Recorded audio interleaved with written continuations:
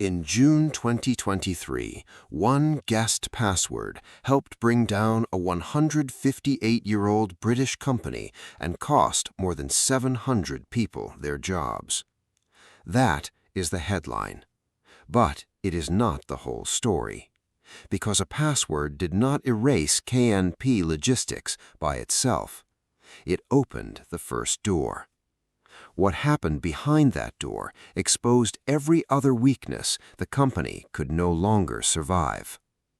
And that is what makes this case so frightening.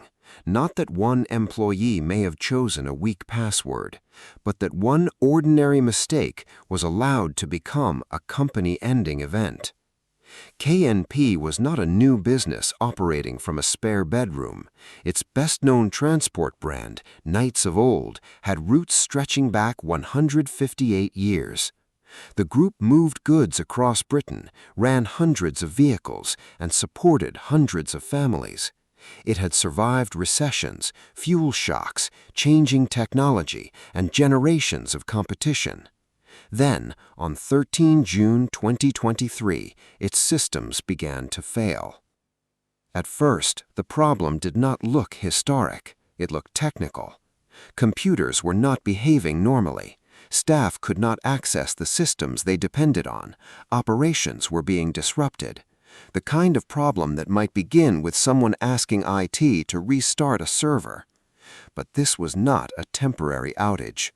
A ransom note had appeared. Its opening message was brutally clear. Quote, "If you're reading this, it means the internal infrastructure of your company is fully or partially dead." The attackers had not simply locked one laptop. According to later reporting, KNP's data had been encrypted, its servers had been compromised, and the systems designed to help it recover were no longer dependable. The company was not just offline, it was trapped.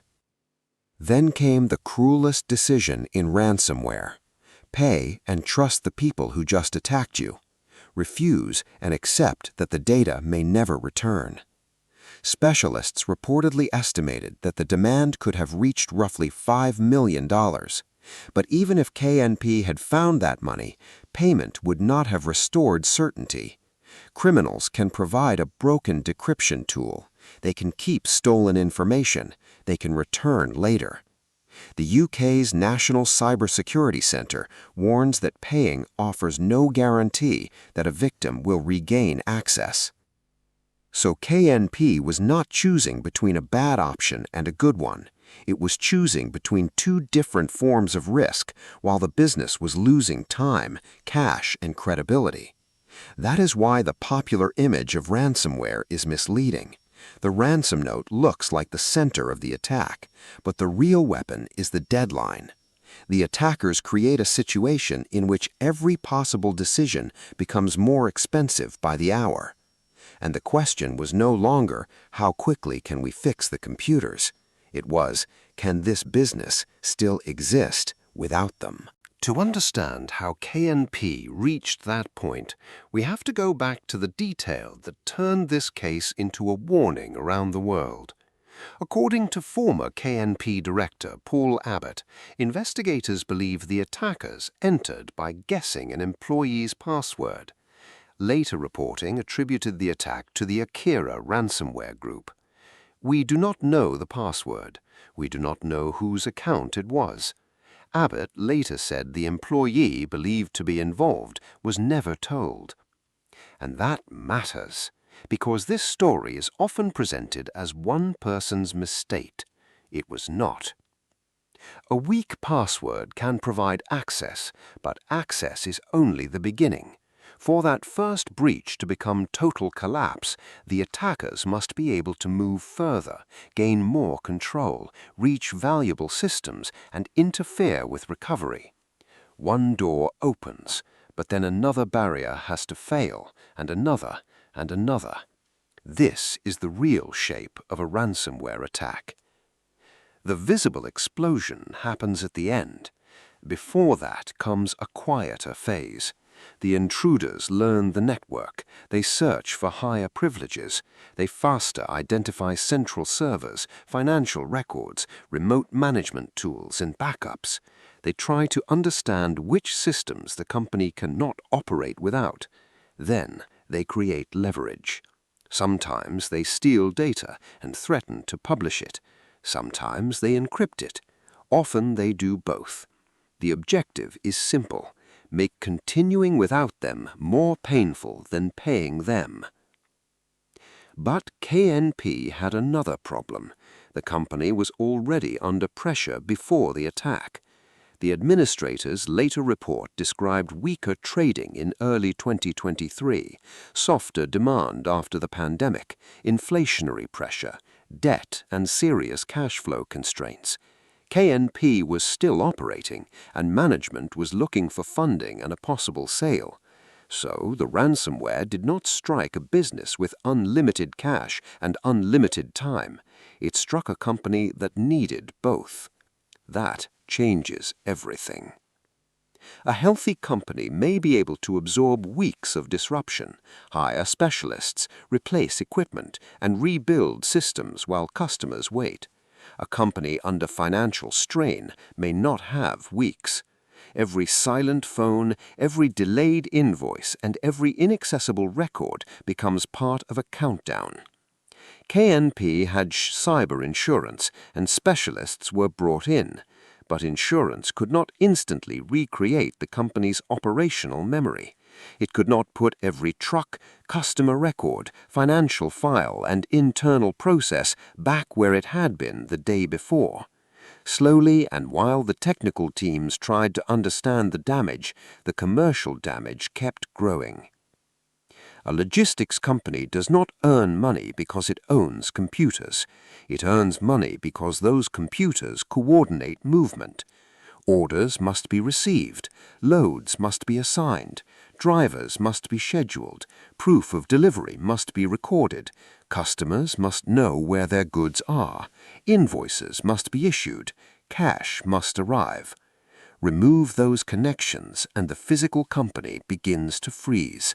The vehicles may still exist, the people may still be ready, the warehouses may still be standing, but the system that tells all of them what to do has disappeared. Therefore, the cyber attack becomes an operations crisis. And because operations generate cash, it becomes a finance crisis. And because lenders and investors need reliable information, it becomes a rescue crisis. This is where the KNP story becomes more disturbing than the simple headline. Management was trying to find a buyer or investor. There was serious interest. One proposed transaction could have brought in substantial funds and kept the group operating. But the attack had damaged KNP's financial systems. Therefore, the company struggled to produce the robust information a potential investor needed. More conditions were added. The proposed deal became harder to complete, and then it collapsed. The company needed a rescue because the attack had damaged the business, but the attack had also damaged the information needed to secure that rescue. That is a perfect trap. KNP continued looking for alternatives, but time was running out. Cash pressure increased. Tax liabilities were due. Existing lenders had security over the business. A solvent deal could not be completed. On 25 September 2023, just over 3 months after the attack, the group entered administration. More than 700 jobs were lost. Think about that timeline. A company spent 158 years building a name. The final collapse took roughly 1 summer. And this is the point where most versions of the story blame the password. That is emotionally satisfying because it gives us one object to fear and one person to blame. But it teaches the wrong lesson. The lesson is not that employees must become perfect. They will not.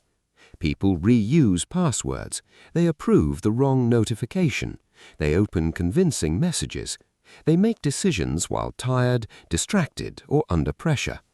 If your entire company depends on nobody ever making one mistake, you do not have a security strategy. You have a wish.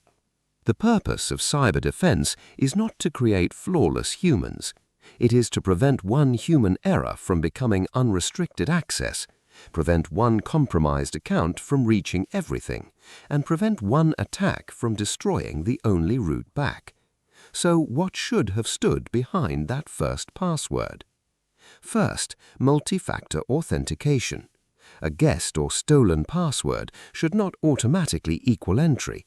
A second factor is not magic, and some attacks can bypass weak implementations, but it removes the easiest path in a huge number of cases.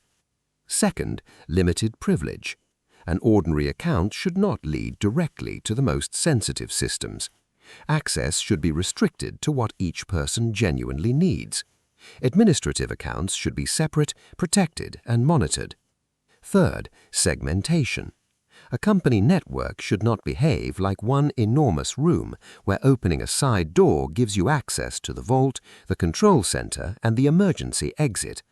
Fourth, detection.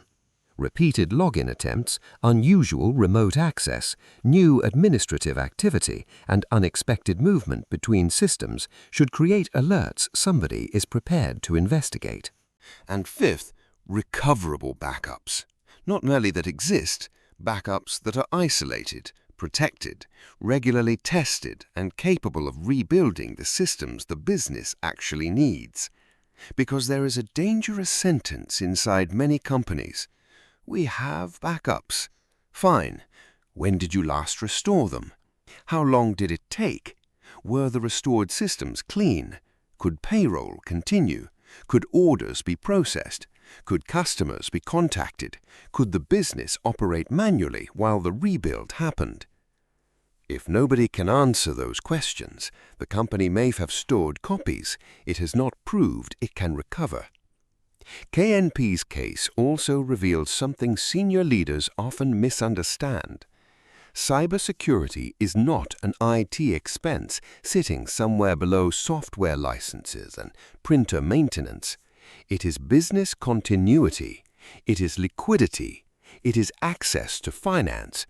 It is the ability to invoice, pay wages, satisfy customers, and demonstrate to a potential investor that the company still knows what it owns, owes, and earns.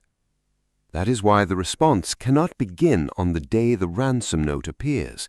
The company must decide in advance who has authority to disconnect systems, who calls external specialists, who contacts insurers and law enforcement, how employees receive instructions when email is unavailable, which operations can continue manually, and which systems must return first. The plan must be rehearsed, not admired in a folder, rehearsed. And if an attack begins, speed matters. Disconnect affected devices from the network. Do not start deleting evidence in panic. Activate the incident team. Protect unaffected backups. Reset credentials through a controlled process. Contact specialist responders, insurers, and the relevant authorities. Record decisions. Communicate clearly. Most importantly, do not lose hours pretending a serious incident is probably a temporary glitch. Hope is not containment. There is one more reason this story should stay with us. Paul Abbott did not publicly identify the employee whose password was believed to have been guessed. He understood that the collapse could not honestly be placed on one person's shoulders. That restraint may be the most important part of the case, because blame feels decisive, but it does not build resilience. Systems do, layers do, preparation does. KNP did not disappear because passwords are uniquely powerful. It disappeared because a password opened a path into a business that was already under financial pressure, and the attack damaged operations, recovery, and the information needed to save the company. The first failure was small. The consequences were not. So after hearing this story, do not ask whether every employee in your company has created the perfect password. Ask a harder question. If one password fails tonight, what fails next and what stops it? Because a password should protect a door. It should never be the only thing standing between a 158-year-old company and extinction.